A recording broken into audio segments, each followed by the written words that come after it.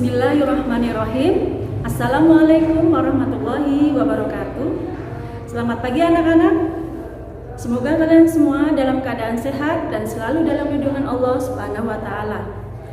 Anak-anak, bersama Ibu Sumi, hari ini kita akan belajar fikih dengan materi zakat fitrah. Sebelum kita belajar, mari kita berdoa terlebih dahulu. Berdoa dimulai.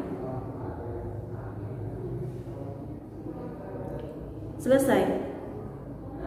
Nah, anak-anak, adapun tujuan pembelajaran kita hari ini adalah agar anak-anak mampu memahami pengertian zakat fitrah serta zakat harta dan menganalisa ketentuan-ketentuan zakat fitrah tersebut dengan baik dan benar.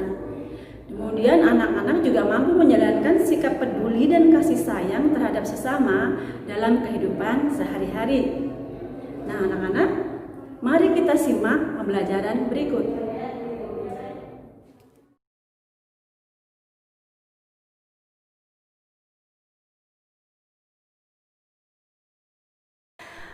Pengertian zakat. Zakat berasal dari kata zaka yang berarti bersih, suci, subur, berkah, tumbuh, dan berkembang. Arti zakat secara syara adalah mengeluarkan sebagian harta tertentu untuk diberikan kepada orang-orang yang berhak menerimanya sesuai dengan syarat-syarat yang ditetapkan oleh syara. Mengeluarkan zakat hukumnya wajib bagi orang Islam yang telah memenuhi syarat. Zakat merupakan salah satu rukun Islam. Zakat mulai diwajibkan bagi umat Islam pada tahun kedua Hijriyah.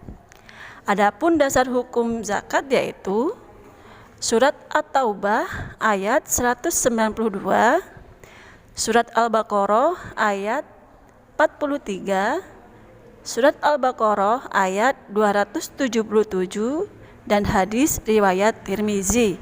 Adapun dasar hukumnya anak-anak bisa melihat pada buku fikih kalian di halaman 4. Zakat terdiri dari dua macam. Yang pertama adalah zakat fitrah, yang kedua adalah zakat mal. Pengertian zakat fitrah. Zakat fitrah adalah zakat diri atau jiwa yang dikeluarkan oleh setiap orang berupa bahan makanan pokok sebanyak 2,5 kg di bulan Ramadan hingga menjelang sholat Idul Fitri. Sedangkan zakat mal adalah zakat harta benda yang telah memenuhi syarat perhitungan atau nisab, waktu atau haul, dan jumlahnya dalam syariat. Zakat fitrah adalah zakat yang diwajibkan atas setiap jiwa baik laki-laki maupun perempuan muslim yang berupa harta atau bahan makanan pokok antara lain beras, jagung, gandum, dan dilaksanakan sejak 1 Ramadan hingga sebelum sholat Idul Fitri. Zakat fitrah adalah hukumnya wajib jika dikerjakan mendapatkan pahala dan jika ditinggalkan mendapatkan dosa. Adapun syarat wajib zakat fitrah yaitu 1.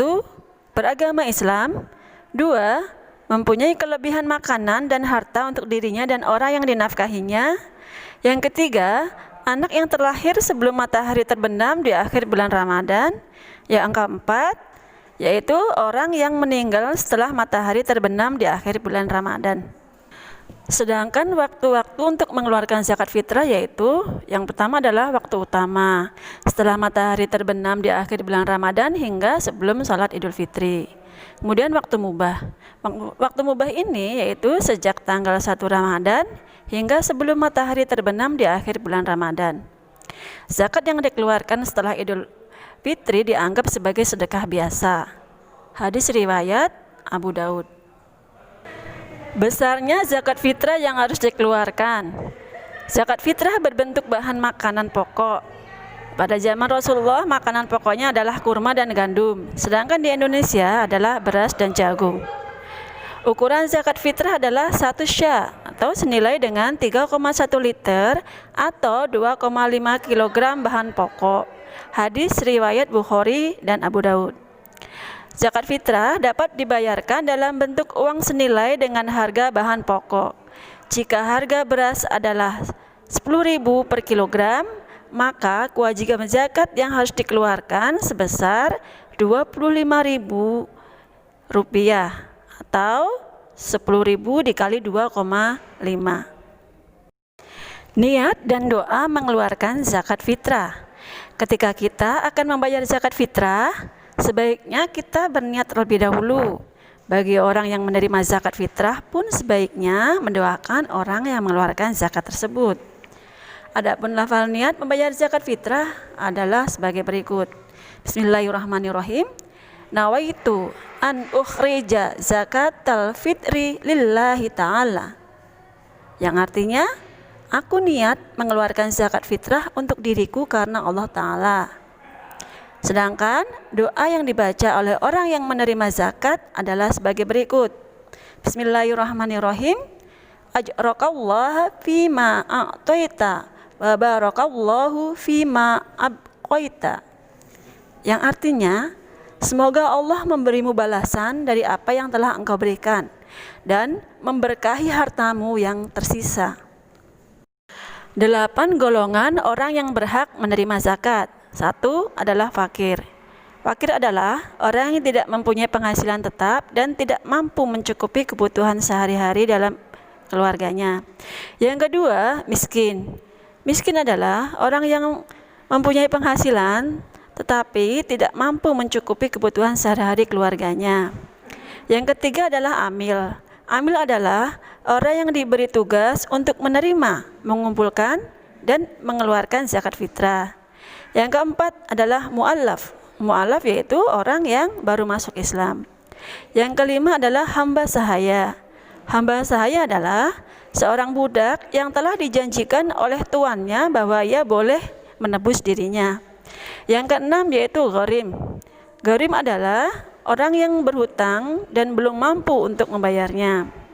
Yang ketujuh, fisabilillah, yaitu orang yang berjuang di jalan Allah atau orang yang menyiarkan ajaran Allah dan yang berperang di jalan Allah. Yang kedelapan adalah musyafir, yaitu orang yang dalam perjalanan untuk kebaikan. Sekarang kita akan membahas tentang zakat harta benda atau zakat mal.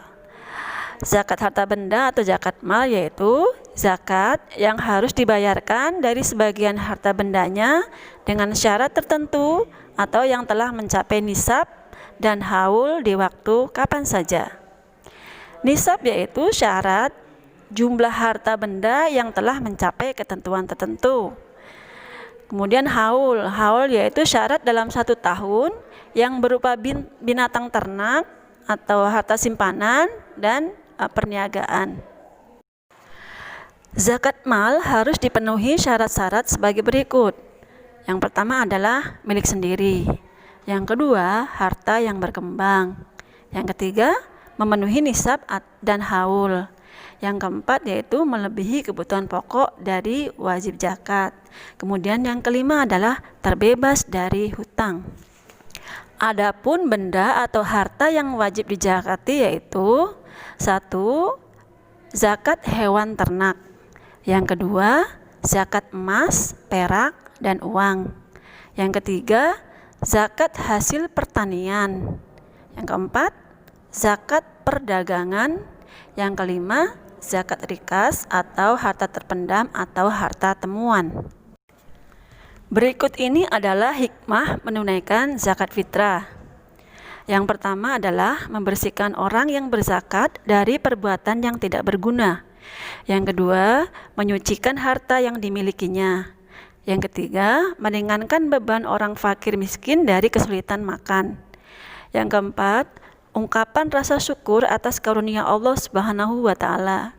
Yang kelima, membersihkan jiwa dari sifat kikir dengan jiwa kasih sayang sesama umat manusia. Yang keenam adalah mengurangi kesenjangan ekonomi dan sosial antara yang kaya dan yang tidak mampu. Demikian pembelajaran kita hari ini.